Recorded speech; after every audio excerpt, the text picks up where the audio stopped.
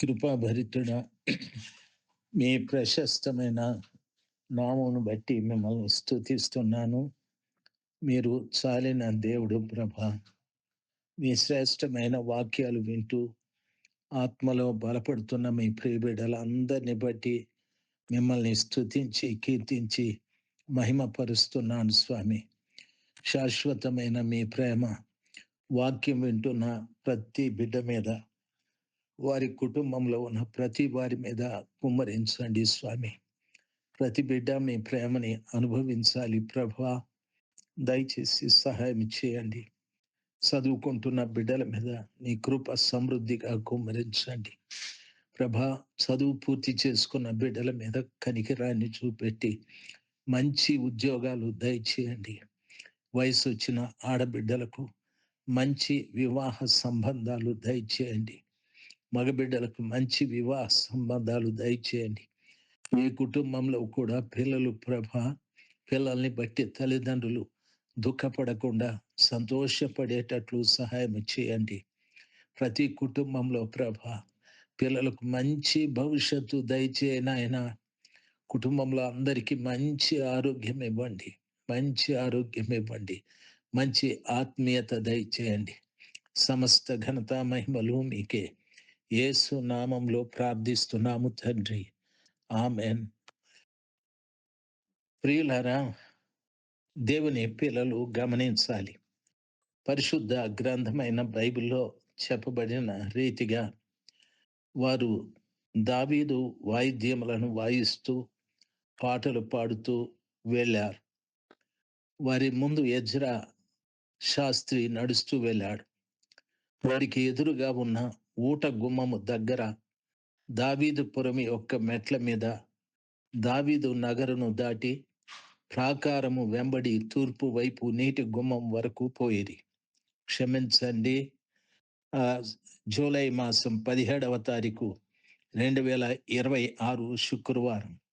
నెహెమ్యా గ్రంథము 12వ అధ్యాయం 37వ వచనాన్ని చదివి వినిపించాను. ఊట గుమ్మము దగ్గర దావీదుపురం యొక్క మెట్ల మీద దావీదు నగరును దాటి ప్రాకారము వెంబడి తూర్పు వైపు నీటి గుమ్మము వరకు పోయిరి అని వాక్యము సెలవిస్తుంది. మొదట ఊట గుమ్మము అని చెప్పబడి ఉంది. ఈ విషయాన్ని గమనించాలి. ఊట గుమ్మము యెరూషలేము పట్టణపు గోడల్లోని ముఖ్యమైన ద్వారం అది. దీనికి సమీపంలో షిలోహ ఊట మరియు రాజు తోట ఉండేవి. అందువల్ల దీనిని ఊట గుమ్మము అని పిలిచారు. దేవుని వాక్యంలో నెహెమ్యా 2:14 కూడా నేను ఊట గుమ్మము దగ్గరకు, రాజు కొలను దగ్గరకు వెళ్ళాను. నెహెమ్యా రాత్రి వేళ యెరూషలేము గోడలను పరిశీలించినప్పుడు ఈ గుమ్మం వద్దకు వచ్చాడని వాక్యము సెలవిస్తుంది. అదే నెహెమ్యా 3వ అధ్యాయము 15వ వచనంలో మిస్పా ప్రాంతాధిపతి అయిన కోల్హాజే కుమారుడగు షల్లూను ఊట గుమ్మము బాగు చేసెను. అతడు దానిని కప్పి తలుపులను, గడియలను, అడ్డగడియలను అమర్చాడు. అలాగే రాజు తోట దగ్గరనున్న షిలోహ కొలను గోడను దావీదు పట్టణం నుండి దిగివచ్చే మెట్ల వరకు బాగు చేశాడు. బైబిల్ ఆ రీతిగా సెలవిస్తుంది. తరువాత నెహెమ్యా 12వ అధ్యాయం 37వ వచనం, గోడ ప్రతిష్ఠ సమయంలో కృతజ్ఞత ఊరేగింపు ఊట గుమ్మము దారి గుండా వెళ్ళారు. ప్రియులారా, దీన్ని గమనించి మనము ఆలోచన చేసినట్లయితే ఇది జీవజలానికి గుర్తుగా ఉంది. ఊట జీవాన్ని ఇస్తుంది. అలాగే దేవుడు కూడా ఆత్మీయ జీవమును ఇస్తాడు. యేసుక్రీస్తే ఆ జీవజలం. ప్రభుల వారు చెప్పారు, నేనే జీవమును, నేనే మార్గమును, నేనే సత్యమును, జీవమునై ఉన్నాను అని చెప్పాడు. నేనే జీవమును, పునరుద్ధానమునై ఉన్నాను అని ప్రభు సెలవిచ్చాడు. యోహాను 4:14 నేను ఇచ్చు నీరు త్రాగువాడు ఎన్నటికీ దప్పిగొనడని ప్రభుల వారు సెలవిచ్చారు. ఈ విషయాలు సమరయ స్త్రీతో ప్రభుల వారు చెప్పిన మాటలు. యోహాను 7:38లో నన్ను విశ్వసించు వాని అంతరంగంలో నుండి జీవజల నదులు ప్రవహిస్తాయి అని చెప్పాడు. అనగా ఆత్మీయ పునరుద్ధరణ, దేవుని సన్నిధి మన జీవితాన్ని తాజాగా ఫలవంతం చేస్తుంది, మన జీవితాన్ని మారుస్తుంది అనేటటువంటి విషయాలు ఈ స్థలంలో చెప్పబడ్డాయి. ఊటగుమ్మము యెరూషలేములో నీటి వనరులకు సమీపంలో ఉన్న ముఖ్యమైన ద్వారం. నెహెమ్యా గ్రంథము 2వ అధ్యాయం 14వ వచనము, 3వ అధ్యాయం 15వ వచనము, 12వ అధ్యాయం 37వ వచనంలో ఈ విషయాలు ప్రస్తావించబడ్డాయి.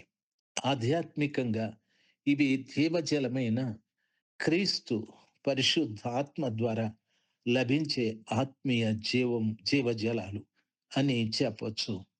ప్రభుల వారు నా యందు విశ్వాసం ఉంచువాడు నిత్య జీవము కలవాడు, వాడు చనిపోయిన మరలా బ్రతుకును అని ప్రభు సెలవిచ్చాడు. కాబట్టి ఆ గొప్ప దేవుని సన్నిధానంలో వాక్యాన్ని వింటున్న ప్రతి బిడ్డలో కూడా ఆ జీవజలపు ఊటలు ఉబికి ప్రవహించాలి. నీవు ప్రభుని నమ్ముకున్న బిడ్డవు, నీలో ఆ ఊట ఉబికి ప్రవహిస్తున్నదా ఆలోచన చెయ్యాలి. ప్రియులారా, గమనించాలి. ఊట గుమ్మము దగ్గర దావీదు పురం యొక్క మెట్ల మీద దావీదు నగరును దాటి ప్రాకారం వెంబడి తూర్పు వైపు నీటి గుమ్మము వరకు పోయిరి అనే వాక్యము సెలవిస్తాది. నీటి గుమ్మము అనేది కూడా ప్రాముఖ్యమైనది. యెరూషలేము పట్టణ గోడలోని ఒక ముఖ్యమైన ద్వారం. ఈ గుమ్మము ద్వారా నగరానికి నీటిని తీసుకువచ్చేవారు. ప్రియులారా, ఇది ముఖ్యంగా గీహోను ఊట మరియు షిలోహు కొలను వైపు ఉండేదని భావిస్తారు. ఈ మాట గమనించాలి. గీహోను అను మాటకు ఊట ఉబుకుట అని అర్థం. యెరూషలేము పట్టణము గోడలలో ముఖ్యమైన ద్వారము. ఈ గుమ్మము ద్వారా నగరానికి నీటిని తీసుకొని వచ్చేవారని చెప్పబడి ఉంది. నెహెమ్యా 3:26లో దేవాలయ సేవకులు ఓఫేలులో నివసించుచు తూర్పు దిక్కుననున్న నీటి గుమ్మము వరకు బయట ఉన్న గోపురం వరకు వాళ్ళు ఉన్నారని దేవుని వాక్యం సెలవిస్తాది. నెహెమ్యా గ్రంథము 8వ అధ్యాయం 1వ వచనంలో ప్రజలందరూ నీటి గుమ్మము ఎదుటనున్న విశాల స్థలములో ఒక చోట కూడి ఇక్కడే ఎజ్రా ప్రజలకు ధర్మశాస్త్ర గ్రంథాన్ని చదివి వినిపించాడు. ఈ విషయాన్ని బాగా గమనించాలి. నెహెమ్యా గ్రంథము 8వ అధ్యాయం మొట్టమొదటి వచనంలో నీటి గుమ్మము ఎదుట ఒక విశాల స్థలం, అక్కడ ప్రజలందరూ కూడుకొని ఉన్నారు. అక్కడే ఎజ్రా ప్రజలకు ధర్మశాస్త్ర గ్రంథాన్ని చదివి వినిపించాడు. ప్రియులారా, ఇక్కడ వాక్యం ఉంది, నీరు కూడా ఉంది, వాటి మధ్యన విశాల స్థలం ఉంది. ఈ విషయాలు బాగా గమనించాలి. ఎజ్రా దేవుని వాక్యాన్ని బోధించే స్థలం అది. ప్రజలందరూ నీటి గుమ్మం ఎదుటున్న విశాల స్థలంలో ఓ చోట కూర్చున్నారు. ఎంత విలువైన మాట! ఈ రోజున ప్రజలు దేవుని వాక్యాన్ని వినేటప్పుడు నీరు ఉన్న స్థలాలలో మనం ఉండాలి. నీరు అనగా పరిశుద్ధాత్మ దేవుడు, దేవుని యొక్క వాక్యము, పరిశుద్ధాత్మ బోధించేటటువంటి ధర్మశాస్త్రాన్ని బోధించేటటువంటి ఎజ్రా, ఇవన్నీ కూడా కలిసి ఉన్నాయి. ఈ రోజున ప్రభు పిల్లలుగా మనం ఆలోచించాల్సింది దేవుని యొక్క వాక్యము, పరిశుద్ధాత్మ ధర్మ ఎజ్రా వలె ధర్మశాస్త్రాన్ని అనర్గళంగా బోధించగల సామర్థ్యత కలిగిన సేవకులు. ఈ ముగ్గురు ప్రజలకి అవసరం. దేవుని ఆత్మ ఉండాలి, దేవుని వాక్యం ఉండాలి, తరువాత ఆ స్థలంలో ప్రజలు కూడా ఉండాలి. ప్రియులారా, నెహెమ్యా 8వ అధ్యాయం 3వ వచనంలో చదువుకుంటే వాక్యము ఈ రీతిగా సెలవిస్తాది. చూడండి, వాక్యంలో చెప్పబడిన మాట. ఎంత చక్కటి 8వ అధ్యాయం నెహెమ్యా గ్రంథం 3వ వచనం. ఉదయం నుండి మధ్యాహ్నం వరకు ఎజ్రా నీటి గుమ్మం ఎదుట దేవుని వాక్యాన్ని చదివాడు. ప్రజలందరూ కూడా శ్రద్ధగా విన్నారు. నెహెమ్యా గ్రంథము 12వ అధ్యాయం 37వ వచనం. వాక్యంలో చదువుకున్నట్లయితే గోడ ప్రతిష్ఠ సమయంలో కృతజ్ఞత ఊరేగింపులో ఒక బృందము నీటి గుమ్మము వైపు వెళ్ళిందని వాక్యము సెలవిస్తాది. ప్రియులారా, ఈ విధంగా పరిశుద్ధ గ్రంథమైన బైబిల్లో చెప్పబడి ఉంది. ఎఫెసీ 5:26లో వాక్యముతో కూడిన ఉదక స్నానము మనము చేసుకోవాలని వాక్యము సెలవిస్తాది.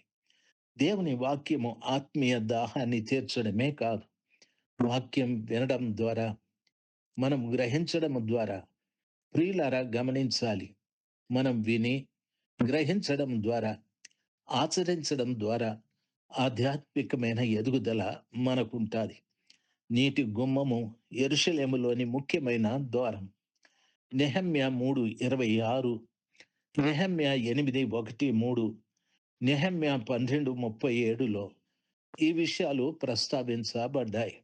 కాబట్టి ప్రభు పిల్లలైనటువంటి మనము వాక్యము ద్వారా శుద్ధీకరించబడ్డమే కాకుండా వాక్యములో ఉన్న జీవాన్ని మనము కలిగి జీవించాలని దేవుని వాక్యము స్పష్టంగా సెలవిస్తాది.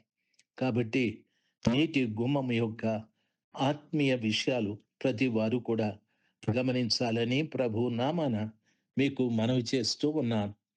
దేవుడు మిమ్మల్ని దీవించుగాక. 37వ వచనము పూర్తయ్యాది. ఆమెన్.